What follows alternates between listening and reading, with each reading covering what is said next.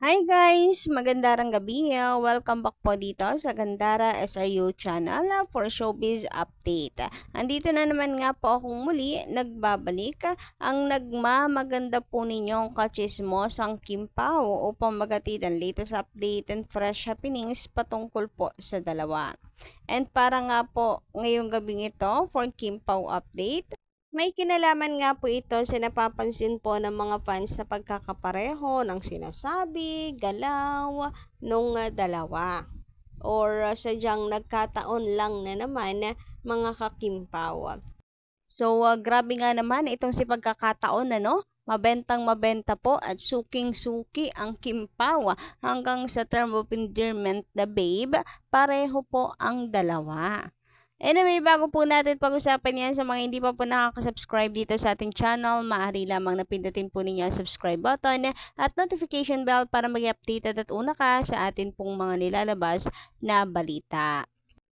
So, dito nga po muna tayo kay Kimi. Ngayong araw, grabe, napakaganda na naman nga po ng ating Chinita Princess Superstar Kim Chu. And agaw pansin po yung kanyang necklace na may pendant po ng heart. Grabe yung imagination or grabe yung utak ko guys kung saan na po nakalipad. Mayroon na po agad pakahulugan na naiisip yung utak ko kung bakit ito po ang suot-suot na pendant ni or quintas ni Kim Chu. Maybe ipinapahiwatig niya na bumabalik na po sa sigla muli ang kanyang puso, kaya yan, red na red, buhay na buhay. Hindi na po malungkot, masayang masaya na ang puso niya ngayon. Ewan ko po or ako lang to. Agaw pansin naman po kasi talaga yung kanyang necklace ngayon na bumagay naman po sa kagandahan niya. Then, kahapon naman, yung kanya pong necklace ay parang cross na maliit. Na super bagay din naman po sa kanya. Well, lahat naman po bagay sa kanya, no? Laan naman po ang suotin niya kasi napakaganda naman talaga ni Kim Chu. Pero ngayon, parang may meaning na yung mga sinusuot niya. Or sadyang dilulumatch lang. Pero ito nga, kahapon, yan po yung suot niya na para bang ang message is in God's perfect time. Then ngayon, ito naman pong heart na parang masayang masaya siya, buhay na muli ang kanyang puso, buhay na buhay, masayang masaya, buong buo na muli. Matapos madurog at dumaan sa kalungkutan, ito po at napakasigla na muli ng kanyang puso in God's perfect. Ay, naku po, Gandara, imagination pa. Pero walang halong biro, napakaganda po ni Kimi, litaw na litaw yung kanya pong ganda. Lalo na po sa kanyang kwintas na suot-suot ngayon. Samantala, meron naman po akong nakitang komento dito sa atin. Sabi niya dito, may maniniwala pa sa'yo, puro fake naman, binablog mo. Si Paulo nga ang nagsabi, pag love team, puro fake lang. At puro kasinungalingan na ang sinasabi. Kaya ayaw niya ng love team. Naku po inay, ay maaari naman pong biglang magbago yung isip ng isang tao. Ako nga dati, ayaw ko po ng balot. Ngayon kumakain na ako ng balot. So madali naman po yan Yung kumbaga ang main point ko po dito is may mga bagay tayo na ayaw natin noon pero gusto na po natin ngayon. May mga bagay tayong nasasabi noon na kinakain natin ngayon. So, parang magical. Na dati, ayaw mo.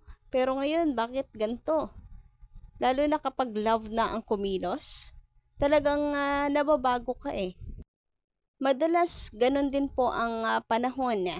Habang tumatagal, habang lumilipas ang panahon, binabago po tayo ng atin pong mga napagdaanan. Binabago po tayo ng panahon. So, kung nasabi man po yan ni Paulo, baka iba na ngayon. No hatred po hindi ako galit sa komento po ninyo. So, ina-acknowledge ko po na yung comment nyo na ipaalala na ganito si Paulo noon. Tapos, ang sarap lang din kasi pagnilayan na dati ganito si Pau, ngayon nagbago. Dati nga may sarili ang mundo, Ngayon, iba na ang napapansin na rin po ng mga netizens na iba pati po yung appeal niya. Hindi daw po siya ganito ka-appeal noon. Gwapo pero hindi kagaya ngayon. Grabe, ang laki ng pagbabago dito kay Paulo Avellino. Kayo po ba guys, agree po ba kayo doon? Kasi iba-iba naman po tayo ng opinion Iba-iba naman po tayo ng paniniwala. So, pa-comment na lamang po dyan sa baba at pag-usapan natin yan mga kakimpaw. Anyway, dumako naman nga po tayo dito sa pinakasentro ng ating balita ngayong gabing ito na kung saan ay meron nga pong napansin ang mga fans kay Kimi at kay Paulo na pagkakapareha. So, panoorin niya nga po dito. So, yung dating video po ni Paulo, parang tinatawag po niyang babe, si Kimi. So, ano na lang, panoorin niyo na lang po at kayo ang humusga kung tama nga ba na babe yung pagkakasabi ni Paulo. So, kalat na rin naman po ito sa social media. So, kayo na lamang po ang bahalang humusga. Narito po ang video. Meron ka bang babe? May pinag-aalayan ka ba ng kantang babe? Sino ba? Vince, meron ka bang O, di ba guys, doon po sa video ni Paulo, parang go babe yung sinabi niya. Then dito kay Kimi, parang may something dun sa salitang babe.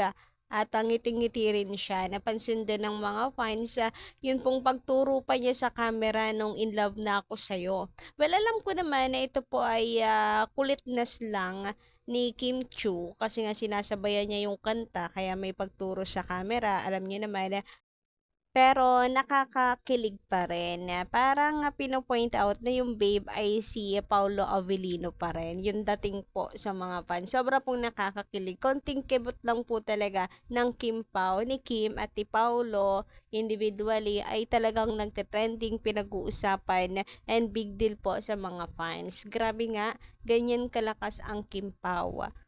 Samantala, sabi naman dito ni Miso Josefina, Tama lang yon na si Papi Pao ang umiwas to prove na wala siyang relasyon kay JG ever since.